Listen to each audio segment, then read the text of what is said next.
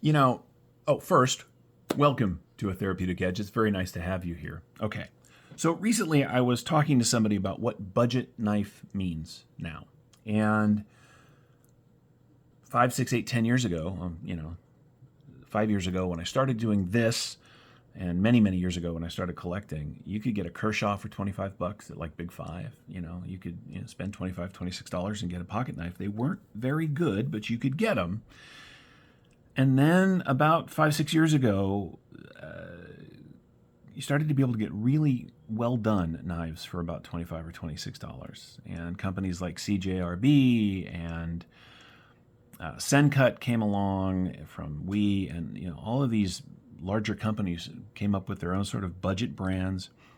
In the background during all that time was Ganzo. And I'll tell you why I'm talking about this in a second. I've had a bunch of Ganzo knives.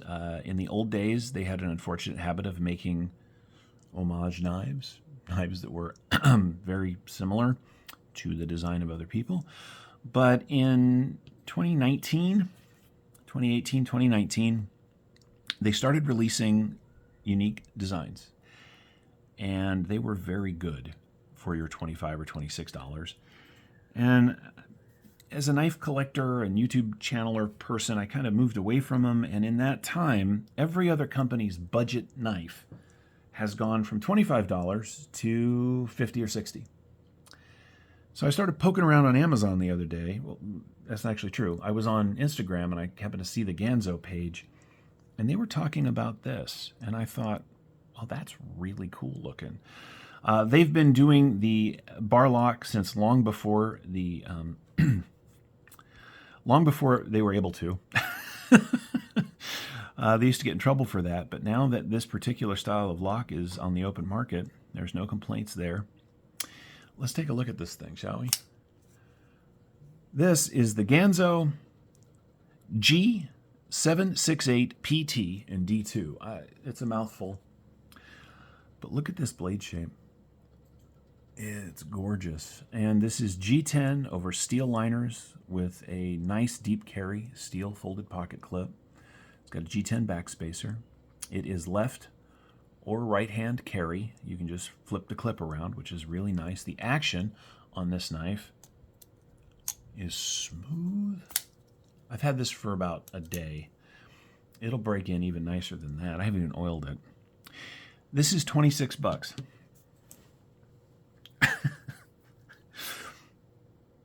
This is a phenomenal pocket knife at $26.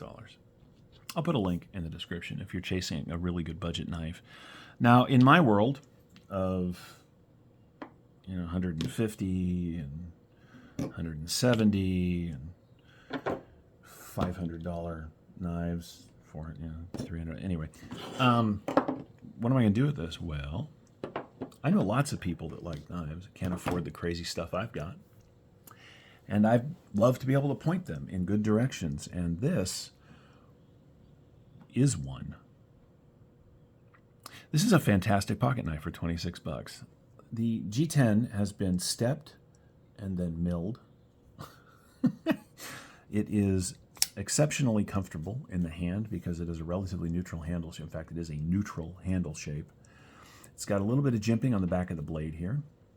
It's got this beautiful swedge right there across the top. It's got a lovely large cutting area. It's nice flat, well, mostly flat grind down from this little bit of flat right here.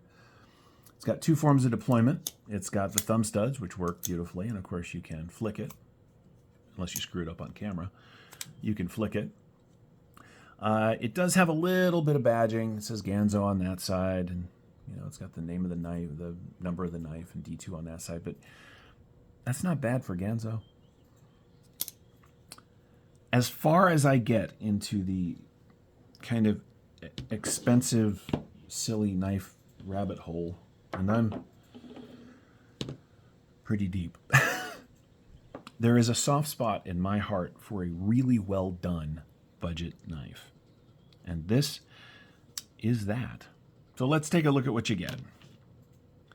All right, we line that up. You get a little over 3 1/4 of cutting on 3 1/2 inches of D2 steel. And I have to tell you that I'm not going to get into heat treat and all that stuff, whatever. Ganzo's D2 has continuously been fantastic. I have had older Ganzos. I left one in the bathroom for almost a year, much to my wife's disservice and dissatisfaction, because D2 is supposed to rust. Well, I left it on a top shelf in the bathroom, and it didn't even change color. What does that mean? I don't know. But to me, it means they're doing something right. This one's coated, as you can see. So anyway, you're talking about 3.5 inches of D2. The grip area from behind that swell, we're coming in at 3 3/4 inches comfortably. And you can see I got a little bit of knife sticking out the back. The clip is a little proud. You can feel it. But again, $26. No complaints from me. Closed length on this guy is 4.5 inches, and the in-the-pocket profile is, we're going to call that's 1.5, so we're at about 1.4 inches overall. Just, I love stuff like this. I mean, not that long ago, this was exactly the kind of knife I would have owned. I would have stopped. Screw that up one more time. I would have stopped on the way to camping or whatever and stopped at Big Five and picked this up. And then I would have had it for a while and I would have gotten another one, right? It's just that kind of knife. But if you're looking for a really excellent tool to drop in your backpack bag in your car, or if you're just getting into collecting knives and you want something that is surprisingly well made, ain't nothing wrong with that. All right, let's do some size comparisons. We're going to put that right there. Here it is against our old friend, the Bug Out. As you can see, the Ganzo is a little bit bigger, but not too much. Of course, it's going to weigh a lot more with steel liners. Here it is against a full-size Griptilian. These are very similar in overall size. You get about the same cutting surface, very similar grip area. This is just $120 less than this. I know, you're going to say it's D2 as opposed to S30V, but really well done D2. After all this time, I have no complaints. Let's do some Spydercos just for giggles. Here it is against the Para 3, and as you can see, it is considerably larger than that. And then how about the PM2, which is going to be just a little bit longer, but I hope that helps you understand how big this knife is. Let's weigh it.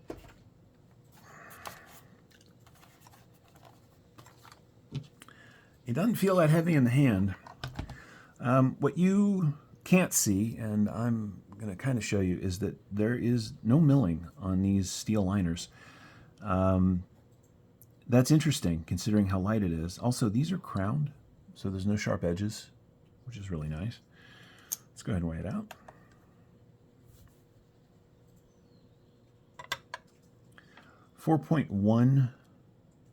There we go, 4.1 ounces. Not too bad for a 3.5 inch blade.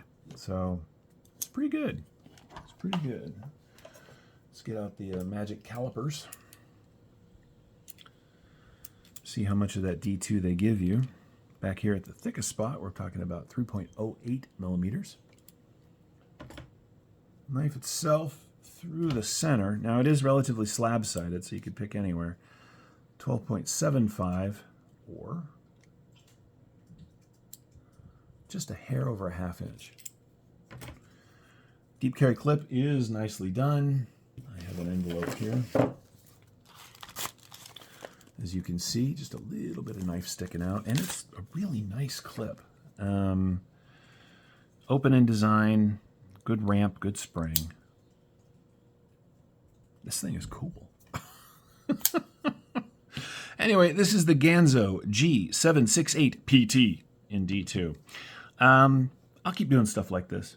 I love to bring stuff that most people can get their hands on to the channel. I mean, don't get me wrong, my collection is crazy stuff, but this is a knife for everybody. Anyway, I hope you've enjoyed taking a look at this particular Ganzo. I've actually really enjoyed having it, which is very cool. Thank you so much for your time today. If you have any questions about this or any of my knives, feel free to ask down in the comments. We're going to go ahead and wrap this up. And remember, be kind to yourselves and be kind to each other. Take care.